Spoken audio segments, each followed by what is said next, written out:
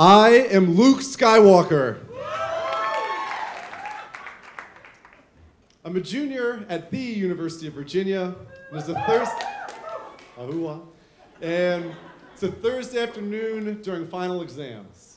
So naturally, I'm at the frat house, crushing beers and playing Dr. Robotnik's Mean Bean Machine on Sega Genesis.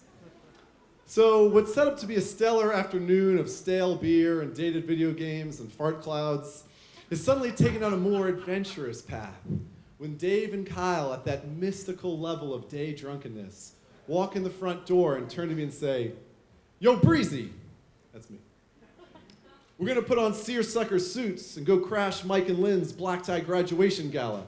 Figured you'd be interested." Yes.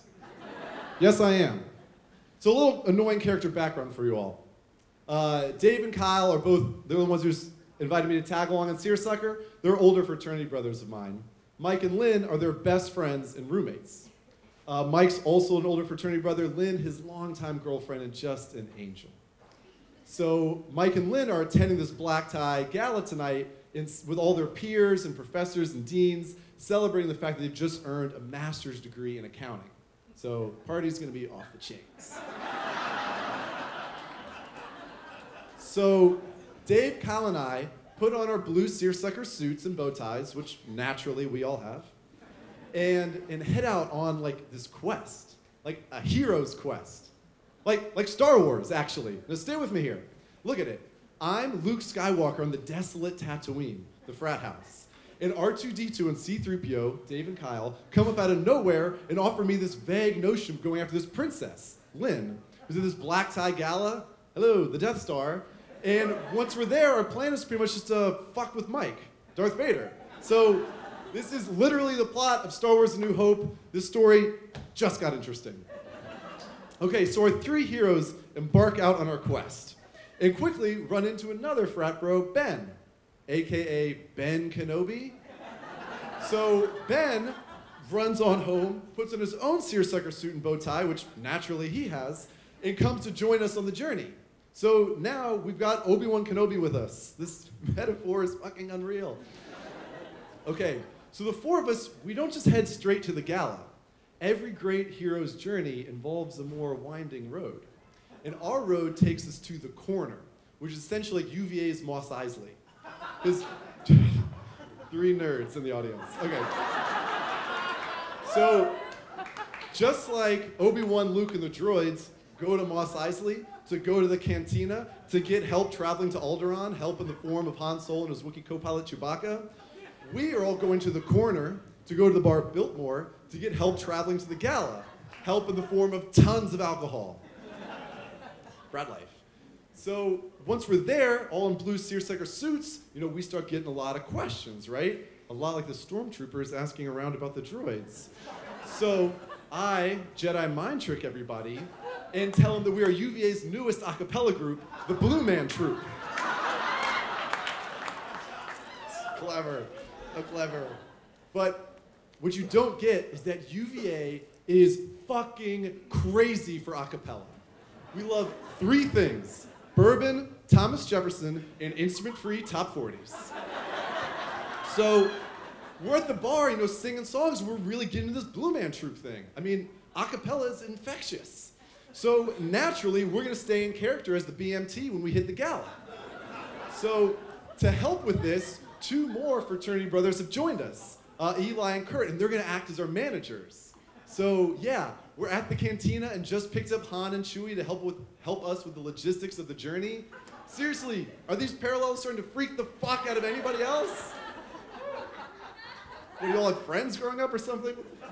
All right, it keeps going. So we practiced 3 songs there at the bar. One is a custom song we write for Lynn. Second is My Girl by the Temptations, where naturally I'll take lead solo. I am Luke, after all. And third, if an encore is requested, we'll do the bare necessities from the Jungle Book. So we're practiced and off we go. And we arrive at the hotel and our managers smuggle us past the concierge into the gala. And I know you're all already thinking at this point, but I'll say it. Just like Han and Chewie smuggled everybody into the Death Star in the secret floor compartments of the Millennium Falcon. I know, it's obvious. So once we're in there, our managers then coordinate with the DJ to cut the music and make an announcement. So, excuse me, ladies and gents, but the Blue Man Troupe is here, and they've got something to say. Or, more like it's something to sing. Oh, well, Michael and Lynn, please join them in the center of the dance floor. Now, the room is beautiful, and every soul in there is dressed to the nines and just captivated. Because unbeknownst to us, Mike and Lynn had just been awarded the superlative of cutest couple. And now they get the surprise vocal treat. And UVA is fucking crazy for a cappella.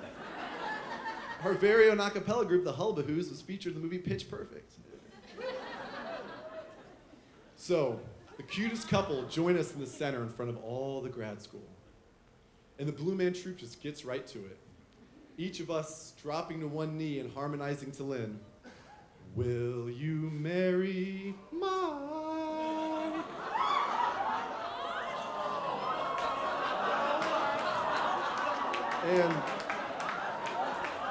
And Lynn just was so much love and bliss in her eyes, turns to Michael, yes, yes, yes!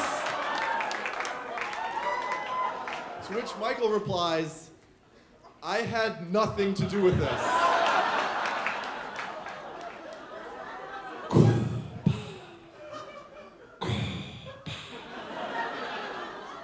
So Lynn slaps Mike across the face, and then comes right up into my face. Just, oh my God, with the tears. Oh my God, the tears.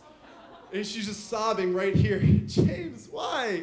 Why did you do this to me? And at the same time, Dave comes up to my ear. James, start my girl. Start my girl. And then Dave just takes over, stepping between the two of us with just bum ba da da da da bum ba da da, and the rest of the Blue Man Troupe just starts hitting their marks. Bum ba da da da da bum, and I'm right there just owning the solo. I've got sunshine on a cloudy day. So yeah, I took the targeting computer off and straight blowed up the Death Star. So yeah. Lynn storms out in tears, Mike slaps Kurt across the face, and he leaves too. And nobody asked for an encore. So I woke up on the tile floor of my room the next morning, and just like Han Solo when he becomes free of the carbonite, remember? On the floor of Jabba's palace with hibernation sickness? And he's just like, oh, what's happening? Where am I? And then Jabba's laughter rings out of the darkness, that oh.